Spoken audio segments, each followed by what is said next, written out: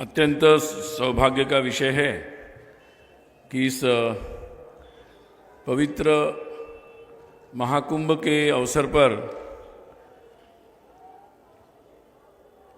संतों का सत्संग हमें प्राप्त हो रहा है और उनके आशीर्वाद से ही आज पुनः एक बार हम लोग एकत्रित हुए हैं।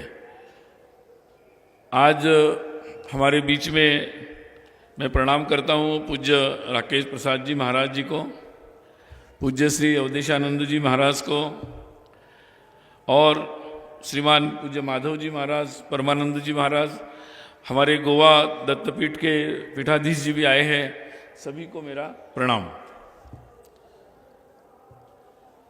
संतों का आशीर्वाद और संतों का आशीर्वचन सत्संग ये हम लोगों के लिए हमेशा ही एक भाग्य का विषय रहता है, क्योंकि कहते हैं कि जहाँ मनुष्य के जीवन में हम सब कुछ बहुत कुछ कर सकते हैं, परंतु जो पराक्रम कर सकते हैं, पुरुषार्थ कर सकते हैं, परंतु जो सद्बुद्धि है, सद्बुद्धि का विवेक जो है वो इस कृपा के बिना प्राप्त नहीं होता।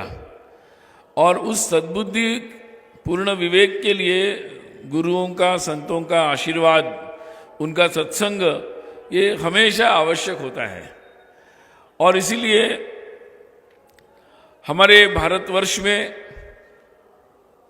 एक लंबी अपनी परंपरा है, लंबी, बहुत पूर्व से ये परंपरा चली है कि ऐसे जो संत गण हैं ये हमेशा हमारे समाज में अत्यंत परम आदरणीय व्यक्तित्व है। हमारे सनातन संस्कृति, हिंदू संस्कृति के बारे में जब बात करते हैं तो मुझे लगता है कि ये एक बहुत बड़ी संस्कृति का एक महत्वपूर्ण हिस्सा है। ये अपनी त्यागपूर्ण ऐसे संतों की जो परंपरा है ये अत्यंत महत्वपूर्ण है।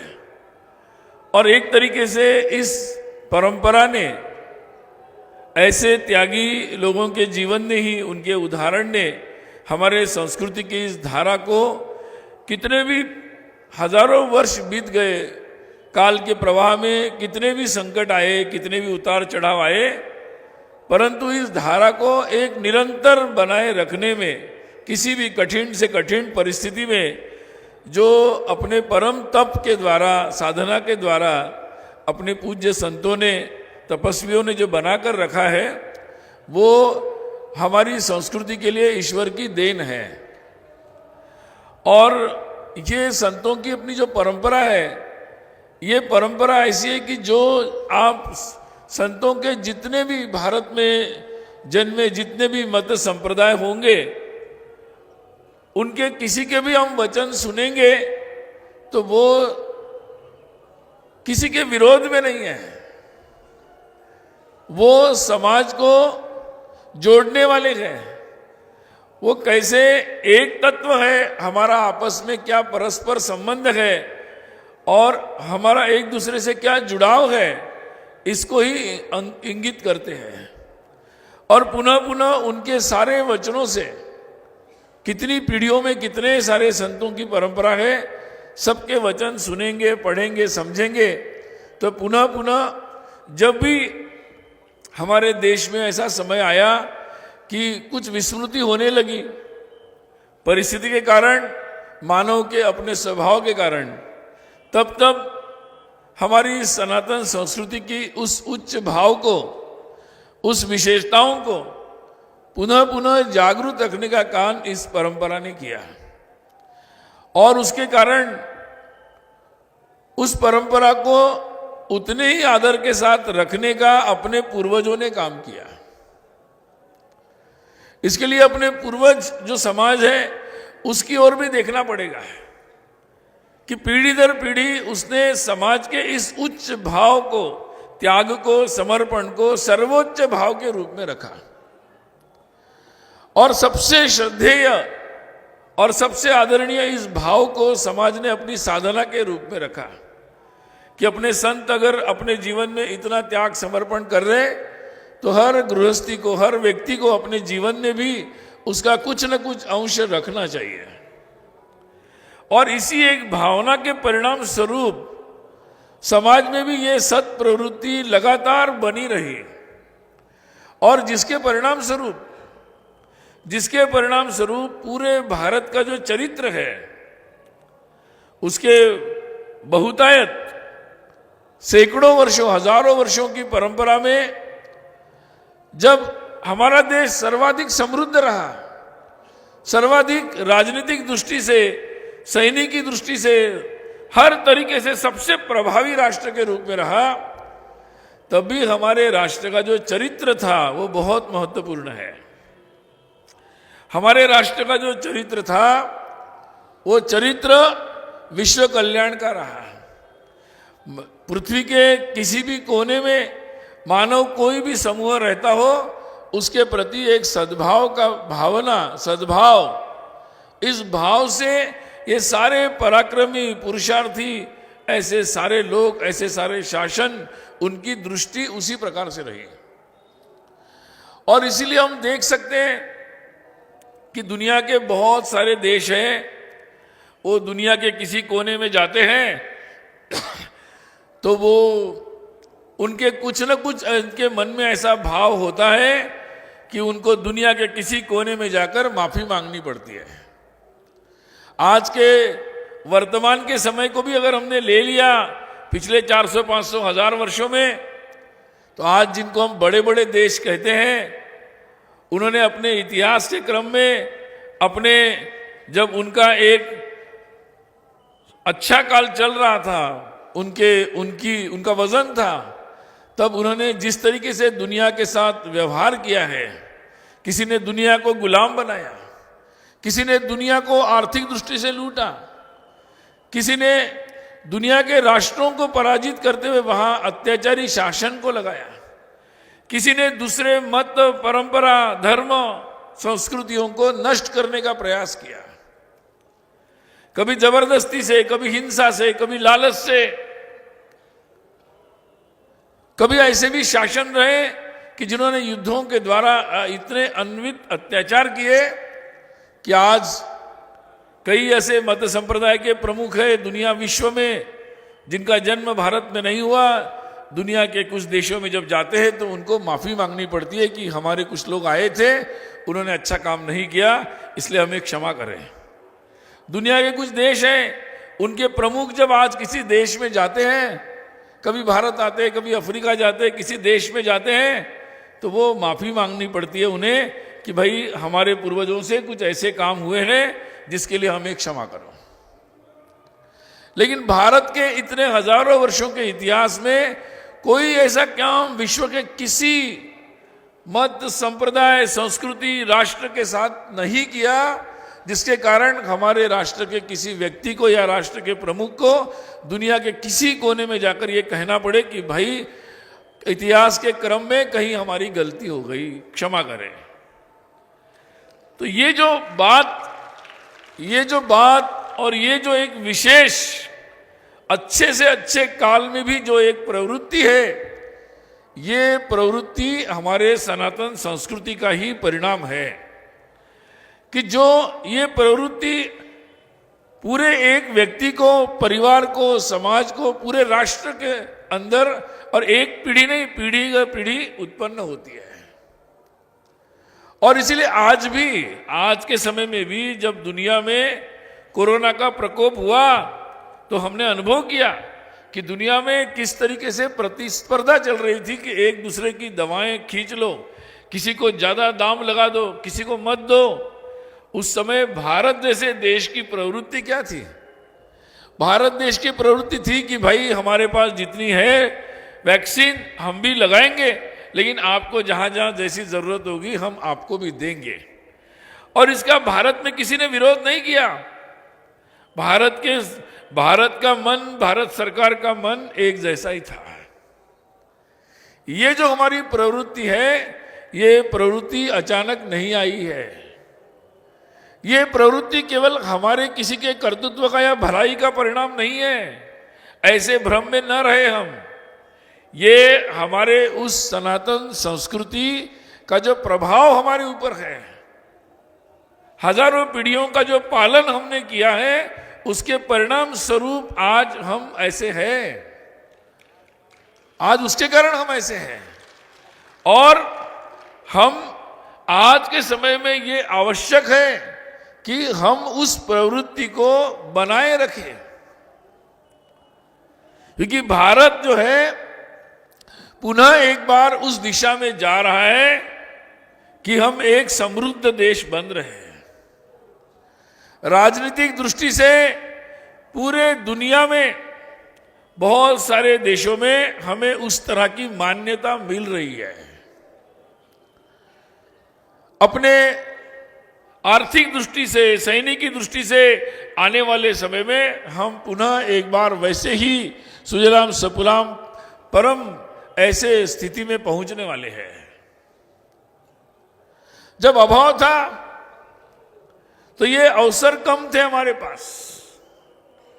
अब जब नए नए प्रकार की तकनीकी आई है, नए नए प्रकार के विषय वस्तु हमारे सामने आए हैं, उस समय इस प्रकार के बातों की हमें ज्यादा आवश्यकता है कि हमारी उस प्रवृत्ति को हमें बनाए रखना है। प्रभावशाली राष्ट्र हम बने, प्रभावशाली व्यक्ति बने, प्रभावशाली परिवार बने, प्रभावशाली समाज बने, राष्ट्र बने, परंतु उसकी वो प्रवृत्ति जो है वो सत प्रवृत्ति बनी रहे, ये बहुत महत्वपूर्ण है। और इसलिए हमें आर्थिक समृद्धि के साथ साथ अपनी सांस्कृतिक यात्रा को भी मजबूत करना, उसे भी निरंतर आगे बढ़ाना अत्यंत आवश्यक है। और उसके हर मोर्चे पर हम लोगों को कार्य करना भी आवश्यक है। और इसलिए संतों का जो हमें मार्गदर्शन है वो उस दृष्टि से बहुत महत्वपूर्ण है। आज के समय में जो आधुनिक समय में जो समस्याएं दुनिया के सामने आ रही है, देखिए, जब कोई हमारे समाज में जब कोई व्यक्ति हमारे देश में चिंतन करता है, हजारों वर्ष पूर्व जो चिंतन हुआ, जिससे वेद से लेकर बहुत सारे ऐसे ज्ञान की उत्पत्ति हुई, ये ज्ञान की उत्पत्ति उस परिस्थिति में नहीं हुई जब हम बहुत पीड़ित थे, जब बहुत अभाव में थे, जब बहुत गुस्से में थे, अस्तित्व के खतरे में थे या जीवन के संघर्ष में थे। उस समय में ये उत्पन्न नहीं हुआ ज्ञान। हम सब तरीके से संपन्न थे, फिर भी मन में एक आस थी कि हमारा और पूरे विश्व का, सृष्टि का कल्याण होना चाहिए। और उस कल्याण का रास्ता क्या होगा, इस रास्ते की खोज में एक हमारे देश की ज्ञान संपदा, उससे उत्पन्न परंपरा, संस्कृति, हमारी जीवन पद्धति और ये सारी ज्ञान की सारी परंपराएं, सारी विधाएं उत्पन्न हुई है।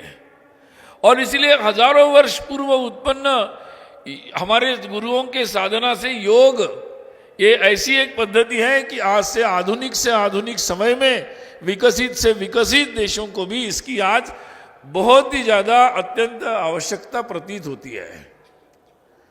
तो ऐसी पूंजी वहीं से निकल सकती है जिनके मन में शुद्ध रूप से ये भाव हो कि हम किसी को पराया नहीं मानते, हम केवल अपने या अपने परिवार का भला नहीं चाहते, अपने राष्ट्र का तो समस्त विश्व का भला चाहते हैं। ऐसे व्यक्तित्व, ऐसी संस्कृति जहां होती है वहां से ऐसे ज्ञान की उत्पत्ति होती है और वही उसी शक्ति का उपयोग विश्व कल्याण के लिए हो सकता है। और इसीलिए आज उन बातों की समाज को अत्यंत आवश्यकता है। हमारे संस्कृति ने जो एक मुख्य सूत्र दिया, हमारे ज्ञान ने वो एकत्व का सूत्र दिया। यहां बहुत अधिकारी लोग हैं इस विषय को प्रस्तुत करने के लिए, लेकिन मेरे जैसा व्यक्ति जिस बात को समझता है कि एकत्व का जो सूत्र दिया, जिसके कारण कि आप में भेद नहीं है, आप दिखने में अलग होंगे, आप रंग रूप में अलग होंगे, आपकी आदतें अलग अलग हो सकती है, लेकिन आप सब के अंदर जो एक तत्व है वो ईश तत्व है, ईश्वर का तत्व है।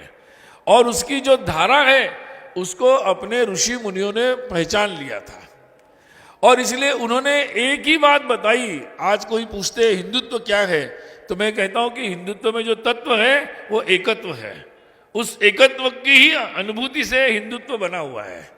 और जब ये एकत्व की अनुभूति होती है तो फिर व्यक्ति का भाव बदल जाता है। ये अनुभूति बहुत महत्वपूर्ण है, क्योंकि इस भाव के साथ ही व्यक्ति की अनुभूति बदलती है, फिर देखने की दृष्टि भी बदलती है, और फिर वो दूसरा को नहीं देखता है, वो अपना ही मानने लगता है। इसका विस्तार होते जाता है, आसपास के लोगों को अपने मानता है, अपने पशु पक्षियों को, पेड़ पौधों को, सबको अपना मानने चला जाता है।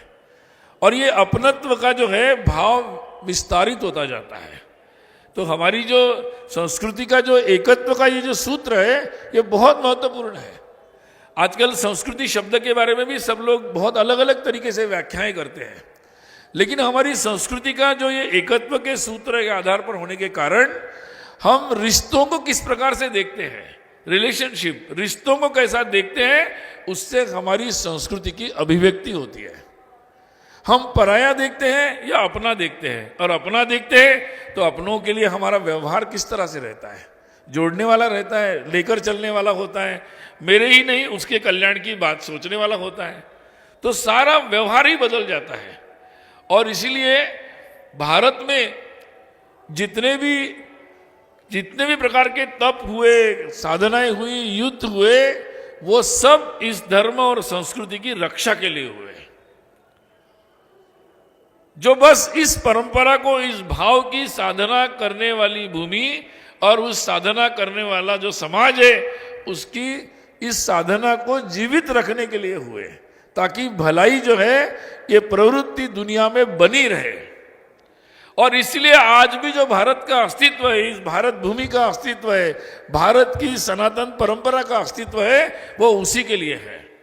वो केवल भारत के या अपने कल्याण के लिए नहीं है, वो विश्व कल्याण के लिए है, क्योंकि वो सबको जोड़ने वाला सूत्र है।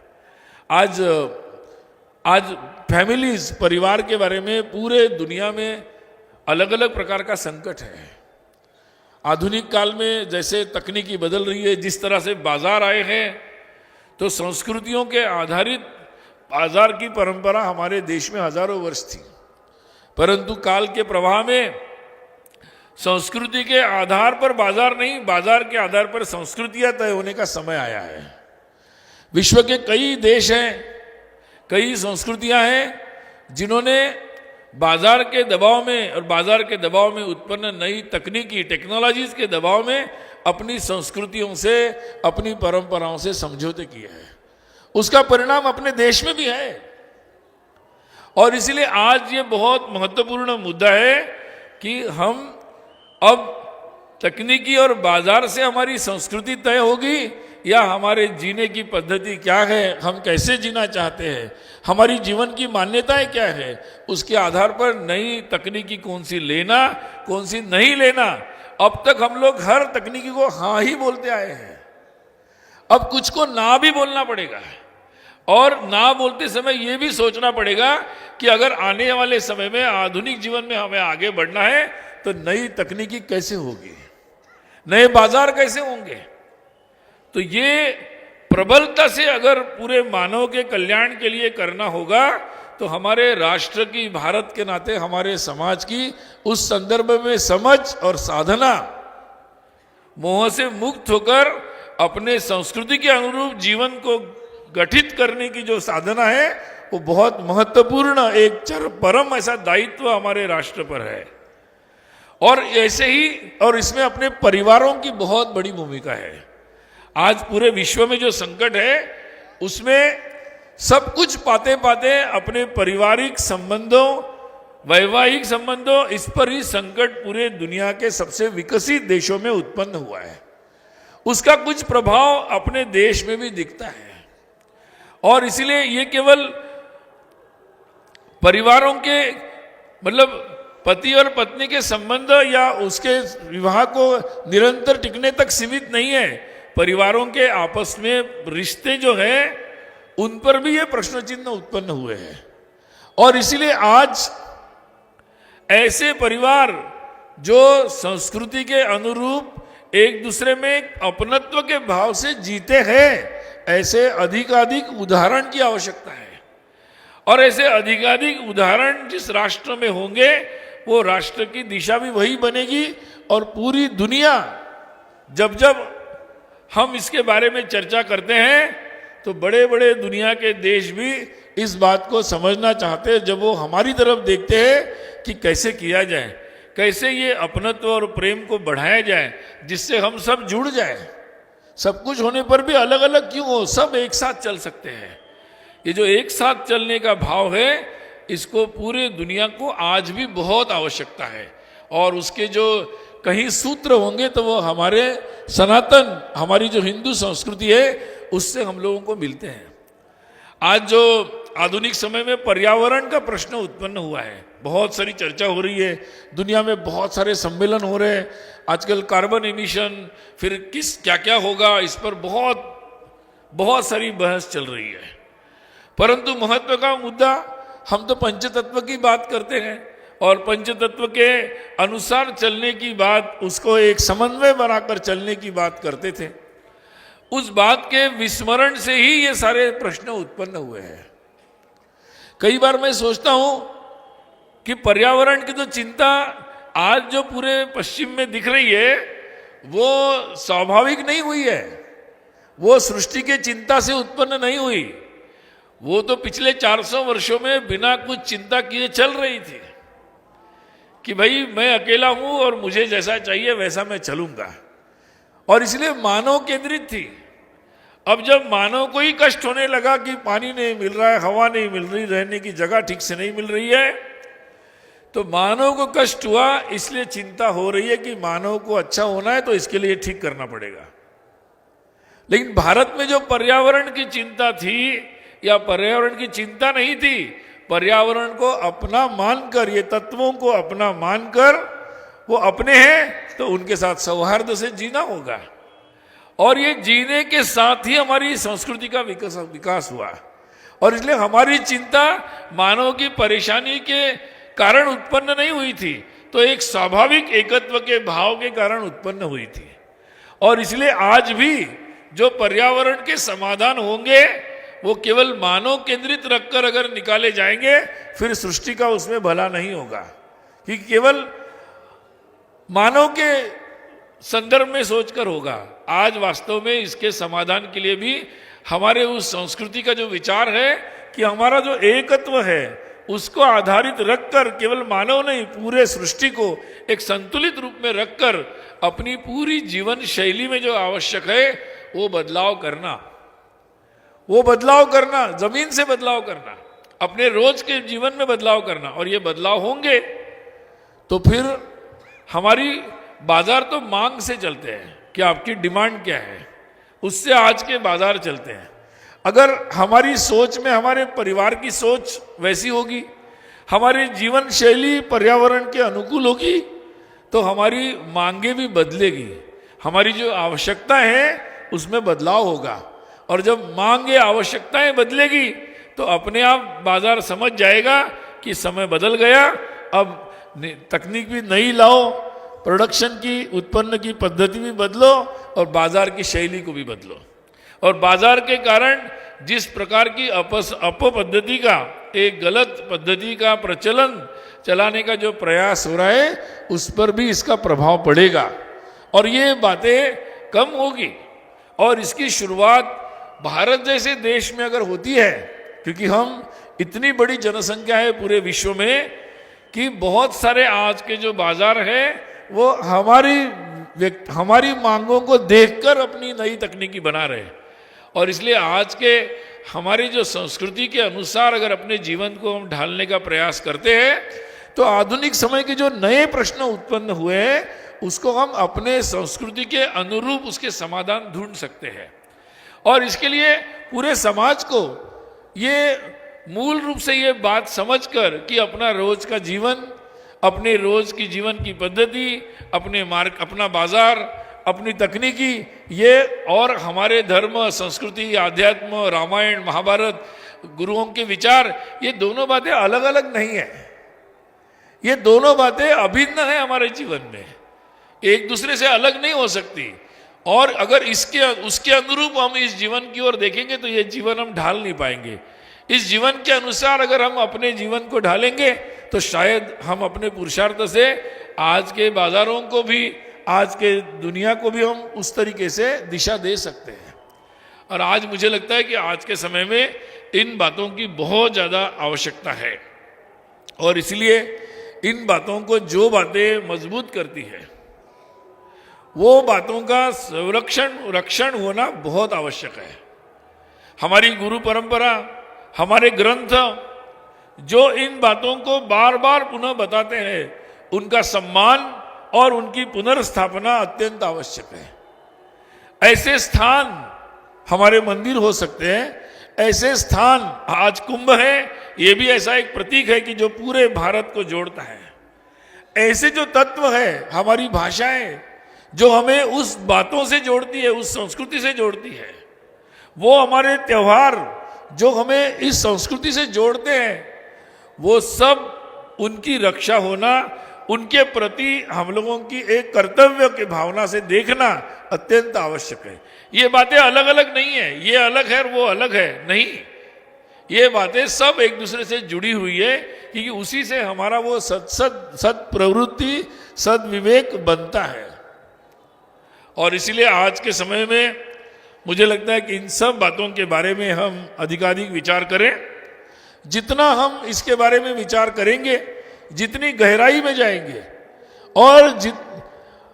और ये बात कभी कभी लोग सोचते हैं कि बस हम सोचेंगे और करेंगे हो जाएगा, ऐसा नहीं होता है। किसी को क्रिकेट में अगर आगे बढ़ना है तो रोज क्रिकेट खेलना पड़ता है, किसी को बैडमिंटन में जाना है, आजकल बड़े हमारे खिलाड़ी आगे जा रहे हैं, तो रोज प्रैक्टिस करना पड़ता है।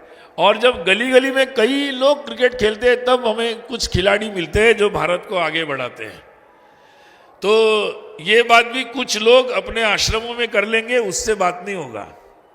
तो भारत में हजारों वर्ष हर परिवार इसकी साधना करता था, हर व्यक्ति इसकी साधना करता था, तब हम उस स्तर तक पहुंचे हैं। आज भी इन बातों की साधना हर परिवार में, हर व्यक्ति के जीवन में नित्य रूप से होना आवश्यक है। ये नित्य रूप से जितना होगा, उतना हम लोग देखेंगे कि इस तरह के समाज में परिवर्तन, समाज में बदलाव। और हम रोज जिसके बारे में चिंता करते हैं, रोज जिसके बारे में विचार करते रहते हैं कि कैसे होगा, और कभी कभी भयभीत होते हैं, तो भयभीत होने की कोई आवश्यकता नहीं है। इतने सारे महान संत, उनका आशीर्वाद और उनका सत्संग, उनका मार्गदर्शन हमारे साथ है। हमारी संस्कृति के बहुत सारे ऐसे पर्व, जैसे हम महाकुंभ में आए हैं, आज भी वो इतिहास नहीं है, वो जीवंत स्वरूप में आज भी उपस्थित है। और वो केवल कुछ लोगों तक सीमित नहीं है। आज हम देख सकते हैं यहाँ करोड़ों लोग आ रहे हैं। वेदों का जो तत्व है, वो तत्व हम जिनको शायद गांव के समझते, अनपढ़ समझते, अज्ञानी समझते, उन तक भी वो तत्व पहुंचा है। कितनी वैज्ञानिक बात है कि वैज्ञानिकता के अनुसार, जो काल गणना के अनुसार जो दिन निश्चित होता है, उस गणना को महत्व मानने वाले करोड़ों लोग इस देश में हैं।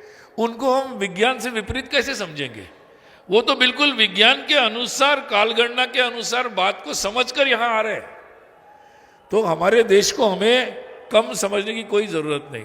आज भी देश में, समाज में हमारी संस्कृति की धरोहर, हमारे मूल्य, हमारी ज्ञान की परंपरा विभिन्न स्वरूप में जीवित है। हमारे जितने भी साधु संत महंत हैं, उनके हजारों करोड़ों शिष्य कहीं ना कहीं कोई ना कोई जुड़ा हुआ है। यहाँ आप जाएंगे तो देखने को मिलेगा। और इसलिए बहुत एक हम भाग्यशाली है कि हम यहाँ इस भारत भूमि में जन्म लिया, इस हिंदू धर्म संस्कृति से हम जुड़े, और साधु संतों से भी जुड़ने का हमें अवसर मिला। ये हम सब लोगों के लिए बहुत ही भाग्य का विषय है। और मैं आप लोगों से सबसे यही कहूँगा कि हम निश्चित एक पूर्ण आत्मविश्वास और समर्पण के साथ इस भाव को लेकर अपनी संस्कृति की धरोहर को अधिकाधिक कैसे हम मजबूत कर सकते हैं, अपने नित्य जीवन में ला सकते हैं, इस बात का चिंतन अवश्य करें। और हमारे राष्ट्र का, हमारे संस्कृति का, धर्म का भविष्य आने वाले समय में भी बहुत उज्जवल है और उसको बहुत सारे दायित्व हैं। और उस दृष्टि से हम सब प्रयास करें यही आपसे अपेक्षा। भारत माता की जय।